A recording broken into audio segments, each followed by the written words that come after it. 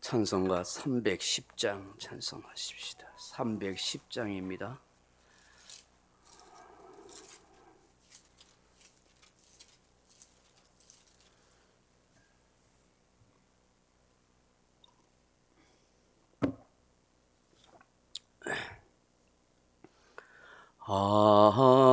하나님의 은혜로 있을 데 없는 자 왜 구속하여 주는지 난 알 수 없도다. 내가 믿고 도지함은 내 모든 형편 아시는 주님 늘 보호해 주실 것을 나는 확실히 아네. 왜 내게 굳세 믿음과 또 복음 주셔서 내 마음이 항상 편한지 난 알 수 없도다. 내가 믿고 도지함은 내 모든 형편 아시는 주님 늘 보호해 주실 것을 나는 확실히 아네. 왜 내게 성령 주셔서 내 마음 감동해 주 예수 믿게 하는지 난 알 수 없도다. 내가 믿고 도지함은 내 모든 형편 아시는 주님 늘 보호해 주실 것을 나는 확실히 아네.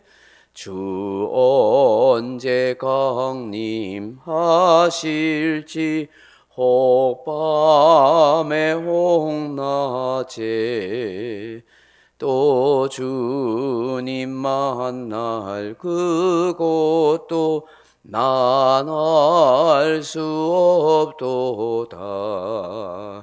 내가 믿고 도지함은 내 모든 형편 아시는 주님 늘 보호해 주실 것을 나는 확실히 아네.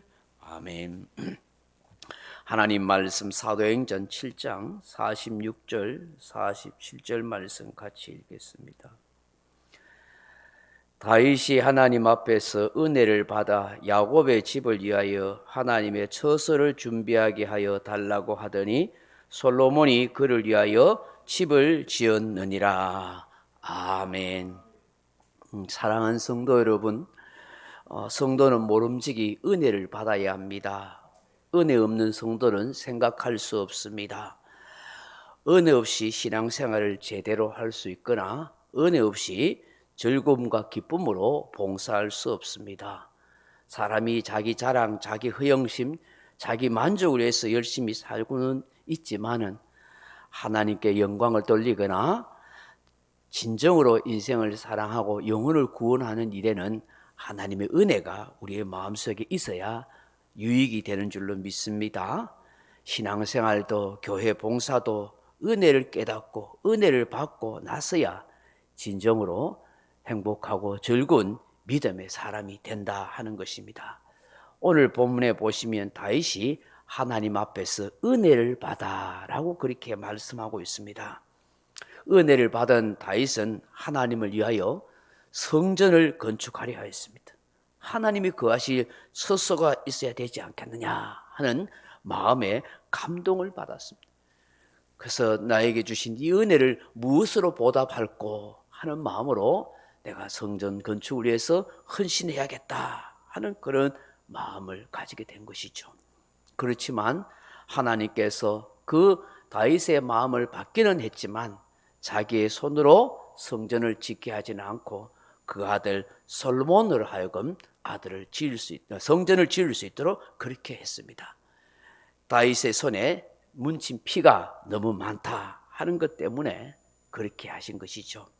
결국 다윗은 자신의 힘으로 성전 건축을 하지 못했지만 성전 건축을 위한 동기부여와 설계와 필요한 제반 사항을 준비하도록 하였고, 마침내 솔로몬 때 온 백성들의 마음과 헌신을 모아서 솔로몬 성전을 건축하였던 것입니다. 이렇게 성전을 건축하게 된 계기가 다윗이 하나님 앞에 은혜를 받았기 때문이다, 그렇게 말씀하죠. 다윗이 하나님 앞에서 어떤 은혜를 받았을까요? 그 첫째로는 왕이 될 만한 자격 없는 자신을 왕으로 세워주신 하나님 은혜가 너무나 귀하고 컸기 때문이다 하는 것입니다. 일개 목동에 불과했던 다윗이었습니다. 부모로부터 형제로부터 인정과 칭찬을 그렇게 받지 못했던 외로운 다윗이었습니다.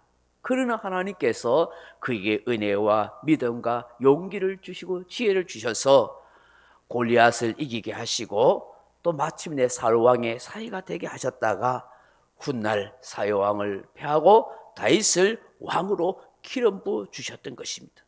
그 많은 똑똑하고 크고 잘생긴 형들을 제치고 막내에 불과한 다윗을 사무엘 선지자를 통해서 기름 부어 주신 왕이 되도록 하신 거예요. 그러니까 이 은혜가 너무너무 크더라는 것입니다. 두 번째로는 자신의 허물과 죄를 용서해 주신 하나님의 은혜가 너무 크고 감사했기 때문입니다. 다윗은 지난날 치명적인 실수와 죄를 지었습니다. 그의 부하 우리아의 아내 바세바와 간통의 죄를 짓고 그 죄를 숨기기 위해서 자기의 부하 우리아를 사지로 몰아내는 그런 참으로 살인자의 그런 모습을 하였던 것입니다. 그이 때문에 오랫동안 말할 수 없는 고통을 받았지만 그의 눈물의 회개의 기도를 보고 하나님이 그의 허물을 덮어주시고 용서해 주셨습니다. 그가 한때 교만하여 군사 수를 헤아리는 그런 죄를 범했을 때도 자기 때문에 7만 명의 백성이 죽었지만 하나님은 그의 목숨을 거두지 않고 자신 앞에 하나님 앞에 용서를 구하는 그의 모습을 또한 긍휼히 여겨주셔서 다 용서해 주시고 덮어주셨어요.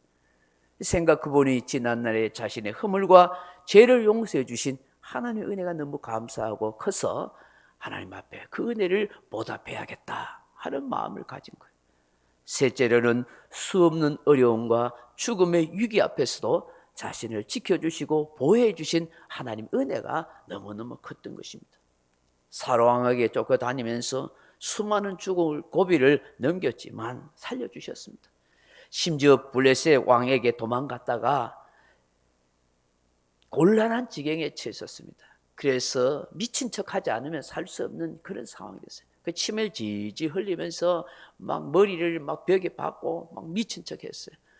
그래가지고 결국 거기에 있어서 빠져나와서 살 수 있게 된 거죠.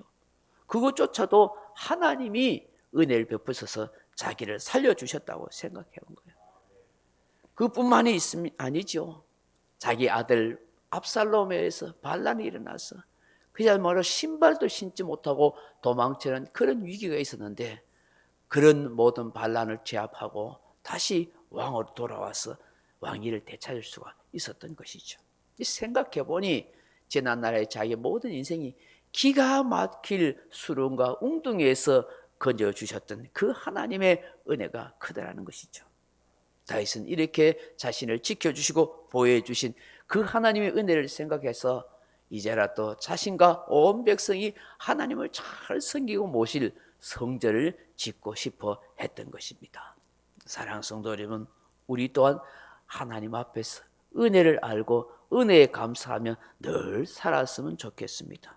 지난날 내 허물과 죄를 용서해 주신 하나님의 은혜, 지금까지 지켜 보호해 주시고 함께해 주신 은혜, 나와 같은 인생을 왕같은 제사장으로 거룩한 백성으로 귀한 직분으로 세워주신 그 하나님의 은혜를 늘 감사하고 그 은혜에 내가 무엇으로 보답할고 하는 마음으로 살아가는 저와 여러분이 다 되어지기를 주님의 이름으로 축원합니다. 각자 기도하시다 돌아가시기 바랍니다.